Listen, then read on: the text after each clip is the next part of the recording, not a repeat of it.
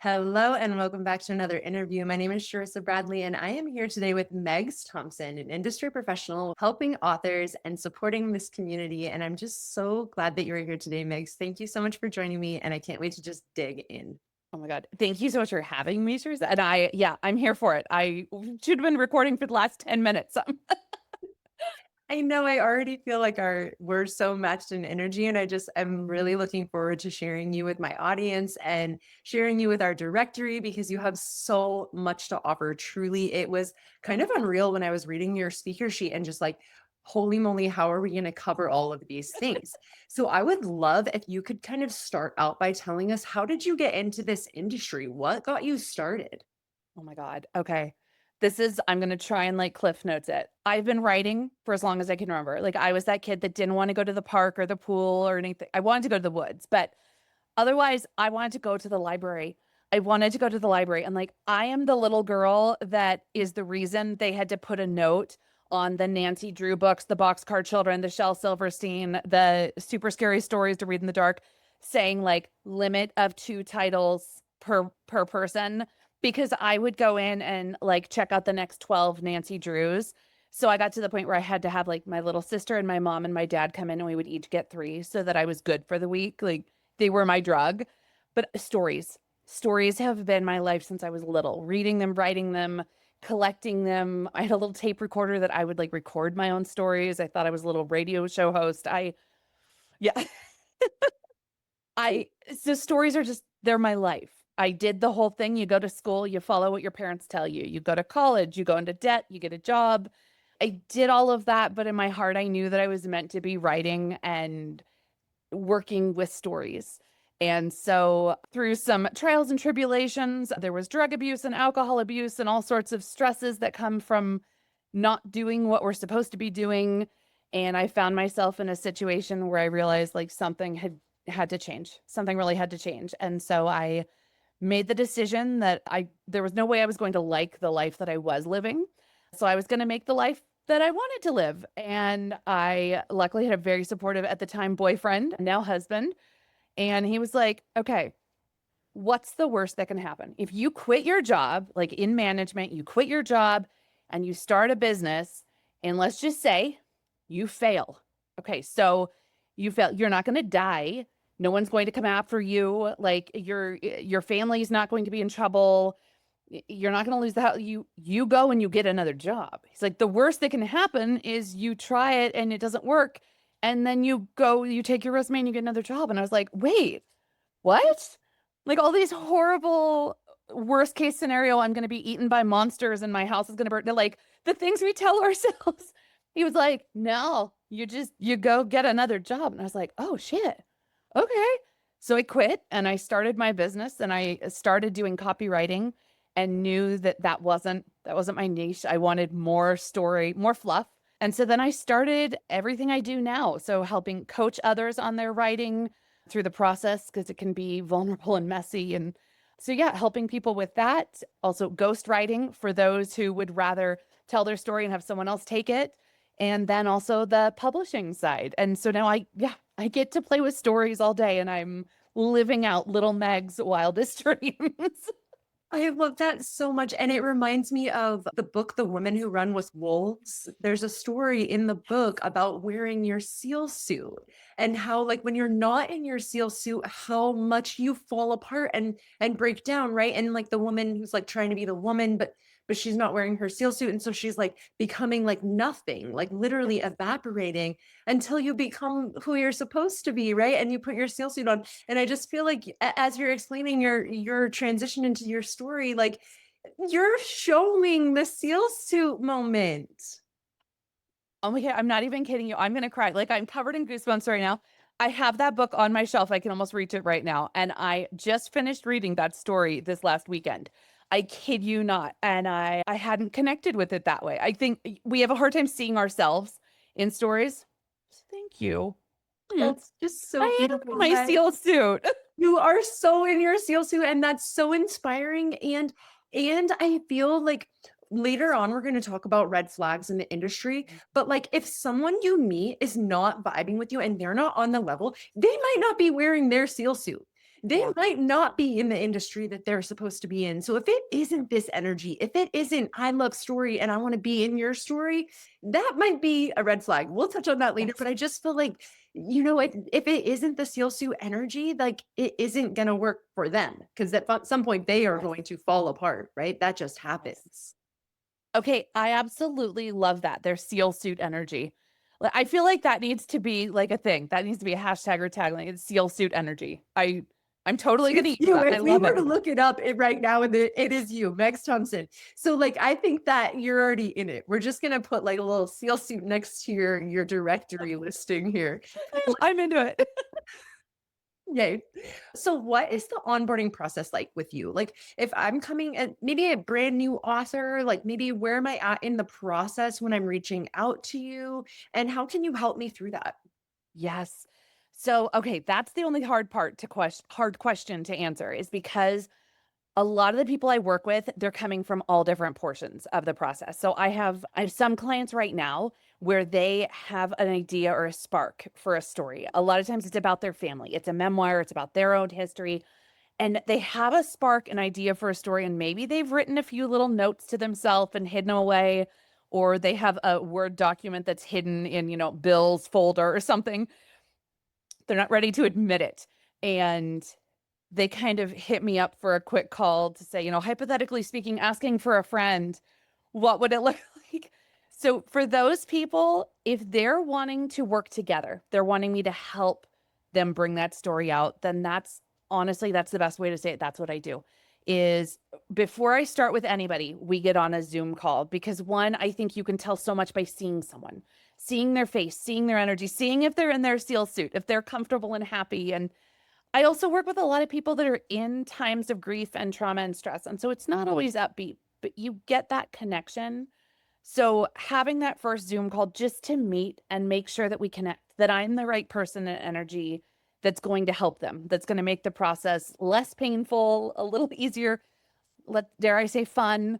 Then once they decide if they want my help, then we set up with my coaching clients, we set up weekly Zoom calls where we get on Zoom for either an hour or 2 hours. And between the periods when we meet on Zoom, I ask them to send me anything they've written. And I want the good, the bad, the ugly. I want the stuff where it's 7 words and then 5 blank lines and then 3 more words. And we don't know what it is, but it's sparks. And I tell them, I'm like, throw up on the page. Get it. Good writing is blood, it's sweat, it's tears, and it's puke. It's there. And then we'll play with it because you can't edit a blank page. You have to have stuff to start with. So then between our calls, I will go through what they send me and add little notes in like, okay, this was great. Let's talk more about this. Or maybe, okay, what is this elephant? What does elephant mean? Tell me more. Tell me more. Because a lot of times just having that other person to bounce ideas off of, who's there with you as a friend, who's there to ask you the questions, especially as women. A lot of times we glaze over the parts of our lives, different things that we just see as, oh, well, that's just normal daily life. You created a business and you're doing this and you're taking your kids in a motorhome around the country to explore. Like, come on. That's just a thing we did. Like, that's a really big thing. That's a book. That's a book that you and your kids write together because that's an experience that I haven't had. Like, that's amazing. So to be able to help pull those pieces out and then helping them, I call it massage instead of edit. We're kind of massaging their stories so that everything feels right. And that's how that process goes is as long as they need me or want me, we do that usually on a monthly basis. And then if we get to the point where the book is written and they'd like help with the formal editing and publishing, then we can move to that. But sometimes it's also a matter of just feeling that confidence to keep writing. And so we'll work together for maybe 6 months and then I'll give them a virtual hug and you know where to find me. And also I expect you to check in with me, like, because I'm now invested in your story. And then I kind of give them a hug and watch them walk away and take their story with them. But for a lot of my clients, no matter what we're doing, the onboarding really does start with the Zoom call. My business coach would have said I was very bad about it because the Zoom calls will schedule for 20 minutes, but then I say, leave me an hour window between because I know that if we click, if we're both in our steel skins, that we're going to be talking more than 20 minutes. And whether they decide to work with me or not, I want them to leave having like some ideas of what to do and some sparks and to be excited about their story again and just go from there. I love that so much. And that is what I was seeing when I was reading your speaker sheet. It's like that you offer so much value that it's Mm. kind of hard to, it's almost hard to define when should they come to you. They could come to you with one sentence. Yeah. And then also it sounds like you're saying development like massaging, but it's kind of almost like a developmental edit. It's almost like you're walking hand in hand with a developmental editor all the way through the process. And then you do have services that would help them like to finish it out as well. Yeah. Yeah. Incredible. Yeah. It's so funny. And again, I forget that it's developmental editing throughout the process because so many people, well, it's one reason why like my job titles are what they are, because I found that when I said I'm a professional ghostwriter and editor, people, the real people were like, what is that? Or super intimidated. And so I'm like, I'm an intuitive writing coach. I'm a word twerking, ghostwriter. And then I'll also help you with the editing and publishing. Like, I'm here. Let's talk words. Tell me your story.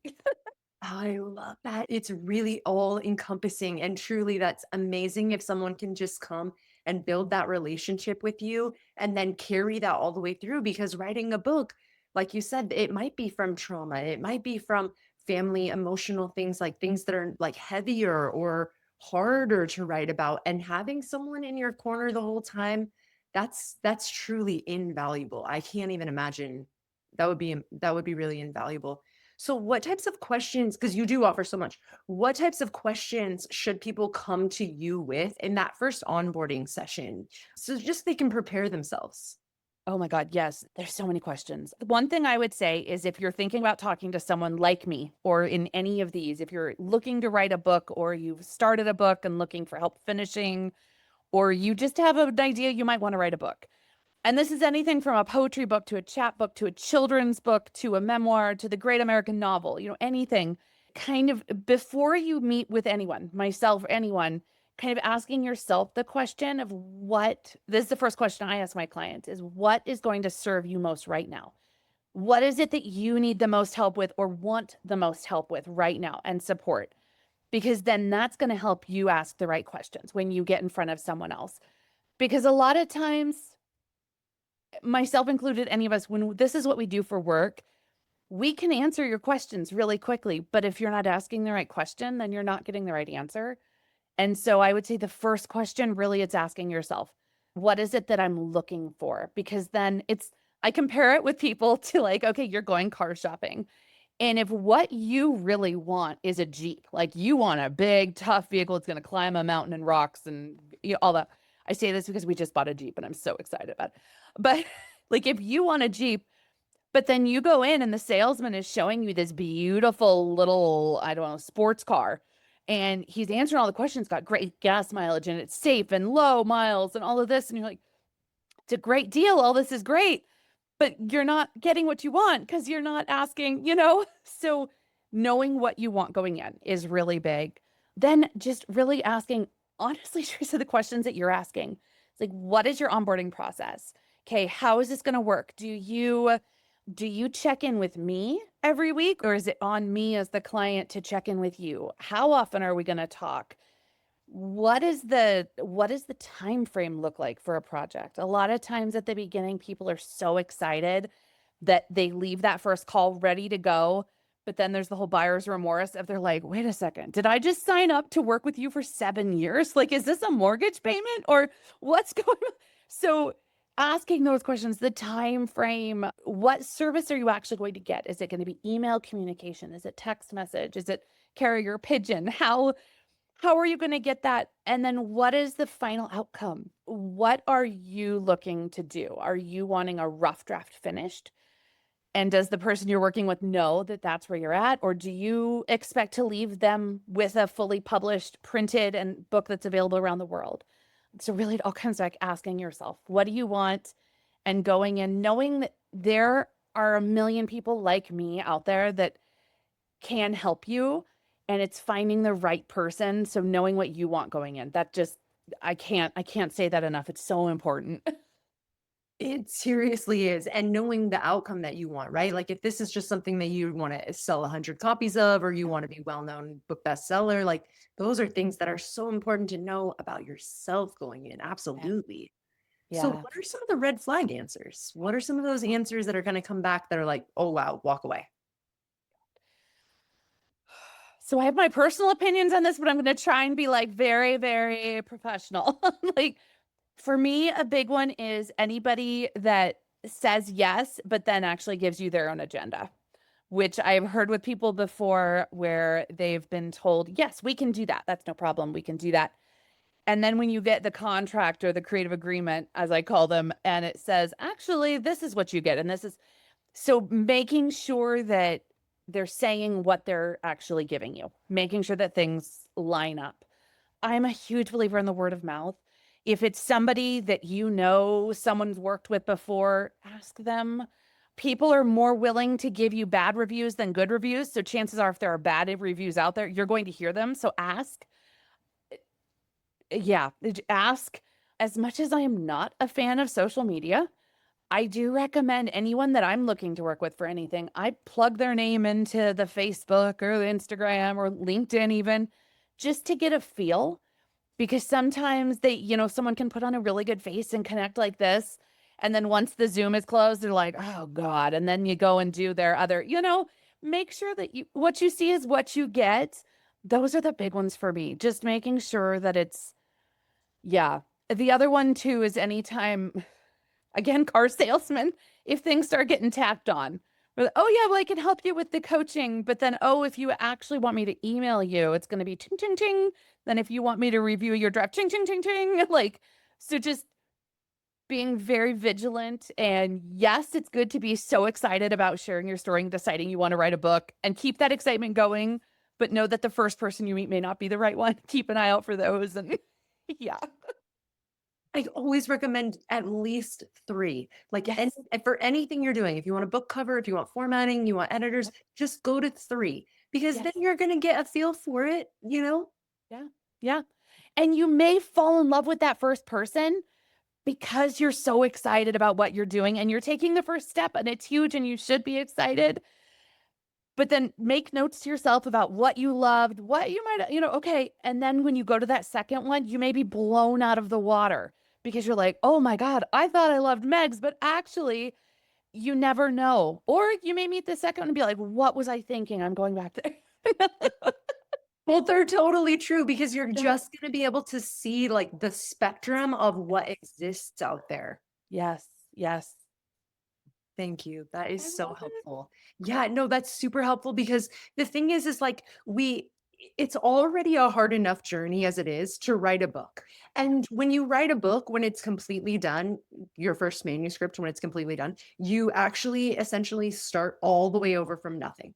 And now you have to publish the book. And then once you publish the book, you start all the way over again from nothing because you have to market the book. And all Yes. 3 of those things are completely separate. And so if you can have someone holding your hand, if you can have someone encouraging you and kind of build up this team of people, which it takes, then it will be a lot more like you'll feel a lot more confident, you'll feel a lot better about yourself and the project going forward. So I think that's super sound advice. Thank you so much, Mace.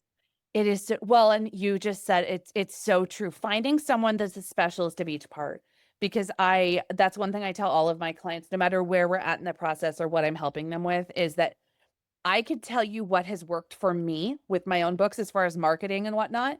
I can tell you what has worked for my past clients. I can also tell you the ditches we fell in that I will tell you, like, hey, there's a pothole around that corner. So do not go in that pothole. But I am in no way a marketing professional. So every single one of them, I'm like, I will publish your book. We'll get it. It'll be everywhere. I can give you a few posts and some ideas, but like, no, if you want to really hit this one and hit the pavement, you need to see a marketing professional or a PR professional because it's a beast all its own. And so finding someone who knows what their strengths are and then what their strengths are not, and they're willing to say that, that'll go a long way. Oh, I couldn't agree more. I truly could not agree more. And the people who do the marketing, they are wizards. They're absolute wizards. So why would you want to step on anyone's toes? Just No, find someone. no, when they're like, all of a sudden, it's like, oh yeah, I've had your book for 3 minutes and we're gonna put it on a billboard in Times Square. I'm like, I couldn't have gotten you on a billboard in Shelby, Montana. I'm sorry. So like, no, blessings. I will I'll pass it on any day of the week. I love that. And No. it does show how welcoming and supportive the author industry is because truly, like publishers work together, editors work together, formatters work together. There isn't this level of competition. It's like, how can we support you? We know we can't support everybody. And I know this person and I know that person. And so that's why I think the directory is so important. If you need these people, go to the Project Seed Money directory. There are PR, there is marketing, there is editing. We've got Megs there. So there's lots of this support where you can get a full team, which it is helpful to have a team. Oh my God. You shouldn't have to do any of this alone. And that's one of the things when you and I like first connected, when I went and I was, stalking you online and the Project Seed Money. I'm like, this is how have I not known about this for the last few years? Like this, because when I started my business, it was just me. It was me. And then I would be like, I don't do the marketing, but I don't have any people to recommend you to. I can just tell you that I don't. And I've heard bad things about that one. But like so you have created such an amazing mass of knowledge. And I love that about this industry, that there is that community. And you have done so amazing. And I'm so excited to be a part of the directory now. Yeah. Oh, Thank you. It's like such an honor to have you. I will ask one more question. Do you have any information or inspiration for my audience? They are maybe first-time authors and they're maybe sitting on the fence and they just need that little bit of a boost to get them to keep going. my God. So I recently filed the trademark for a phrase that I've been using in my business since before I started. And it's because your story matters, period. That is it. Your story matters. All of our stories matter. And whether it is, I got the goose dots again, whether you're writing it just to have in your own journal, in your underwear drawer, as an exploration and healing for yourself. I mean, I can speak to that myself. It's been absolutely huge. Whether it's something where you're working through family things, generational things, or whether it's something where you just have had this fun idea for a story that won't go away. Your story and your voice, they matter. And no one else can tell the stories or share the experiences that you have the way you will. And no matter what you decide to do or not to do with them, getting them out, getting them on paper, because your story matters. It's so important. There are people out there that want to hear your story. I mean, I am a sucker. I want to hear everybody's story. But yeah, just your story matters. It's so true. Thank you so much. I cannot thank you enough for your time and your wisdom. This has been so helpful. Can you please tell my audience where they can find you, where they can find your books, where they can find your services? Yes. Well, in the directory for Project Seed Money would be first. A shameless shout out. Totally shameless. No shame. Otherwise, my website, it's megswrites.com. And then honestly, Facebook, Instagram, all of that, it's under Megs Writes. And you can find all of my services there, as well as the publishing, the coaching, all of it. And if you have any questions or think you might be interested, I have the link on there. Book a call with me. Like I said, it'll say 20 minutes. It may be an hour and 20 minutes. We'll play it by ear. But yeah, I would love to help. I'm a firm believer in no pressure calls. So it's more of I'm there to answer any questions you have and maybe point you in the right direction if possible. And yeah, because your story does matter. That is so beautiful. Thank you for being here. Thank you for showing us a perfect embodiment of living in your seal suit. We are just so grateful. Thank you. Well, thank you so much. I appreciate you. Thank you so much for joining me on another episode for Project Seed Money. Please don't forget to like and subscribe. It really helps the channel. And I will see you with another interview next week.